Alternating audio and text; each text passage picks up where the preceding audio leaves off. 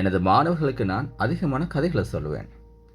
பாடசாலை ஓய்வு நேரங்களில், இரவு நேர அரட்டைகளில், அந்திமாலை பொழுதுகளில், நீண்ட பயணங்களில் அவங்களுக்கு அதிகமான கதைகளை சொல்கிறது என்ற வழக்கம். பரீட்சை நெருங்கும் இந்த நாட்களில், இத்தகைய நாட்களில் அந்த கதைகளை சிலதை உங்களோட பகிர்ந்து கொள்ள விரும்புகிறேன். இந்த கதைகள் நிச்சயம் உங்களுக்கு பயனுள்ளதாக இருக்கும். முதலாவது கதை விறகு வெட்டிகளை பற்றிய கதை. 2 விறகு வெட்டிகள் காட்டுக்கு விறகு வெட்ட போனாங்க. ஒரே காட்டுக்கு ஒரே நேரத்தில். முதலாவது விறகு வெட்டி என்ன செய்தார்னா, போனதுல இருந்து அதிகாலையிலிருந்து அந்தி மாலை வர விறகுகளை வெட்டி கொண்டே இருந்தார்.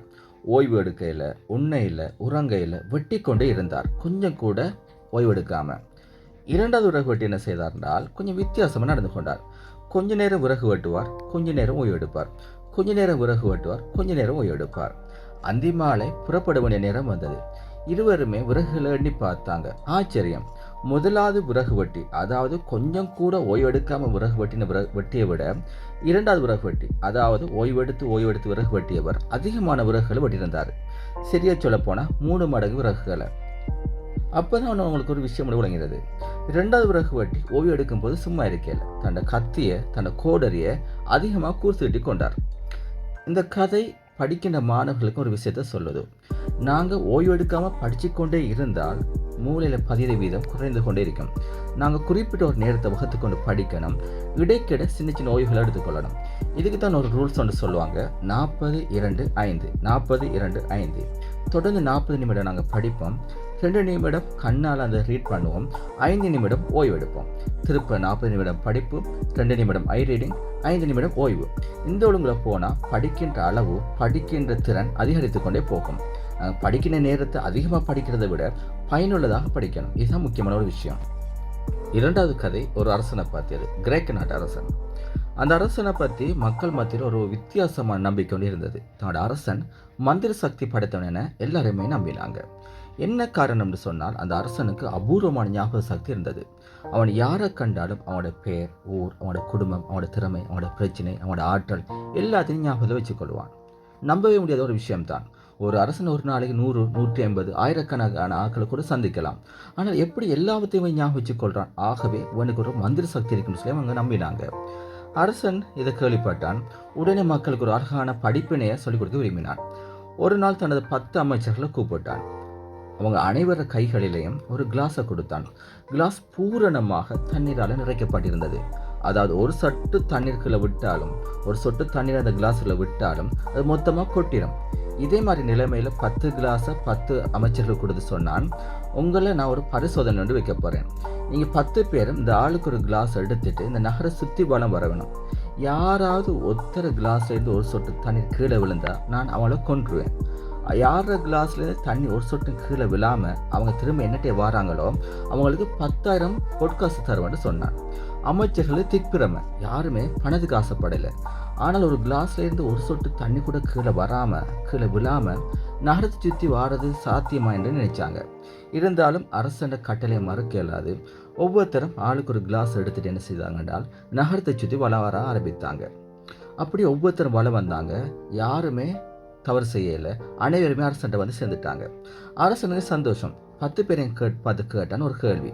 நகரத்தில் என்ன நடந்துச்சு? திருவிழாக்கள் நடந்ததா? யார் யாரை கண்டீங்க? குதிரைகளை கண்டீங்களா? திருவிழா தோரணங்களை கண்டீங்களான்னு சொல்லி அமைச்சர்கள் சிரிச்சிட்டு ஆறுதலா பெருமூச்சோட ஒரு பதில் சொன்னாங்க. அரசு நீங்கள் எங்களை கட்டளையிட்டீங்க, ஒரு சொட்டு தண்ணீர் கீழே விழுந்தாலும் எங்கள் உயிர் தப்பாதுன்னு சொல்லி. இத்தகைய அபாயமான நிலையில், ஆபத்தான நிலையில் நாங்கள் எப்படி திருவிழாக்களை, மக்களை, குதிரைகளை, தோரணங்களை பார்க்கலாம்? எங்களோட ஒட்டுமொத்த கவனமும் இந்த கிளாஸ்லாம் இருந்துச்சுன்னு சொன்னாங்க. அரசன் சிரிச்சுட்டே சொன்னான், இதே மாதிரி தான் நானும். என்னை சுற்றி எத்தனை அலுவல்கள் நடந்தாலும், எத்தனை அலங்காரங்கள் நடந்தாலும், எத்தனை கொண்டாட்டங்கள் நடந்தாலும் எனக்கு தேவையான விஷயத்தை மட்டுமே நான் கவனத்தை கூச்சி இருப்பேன். எனக்கு மக்களை பற்றி தேவை, மக்கள் நிலைகளை பற்றி தேவை, அவனோட தகவல்கள் தேவை.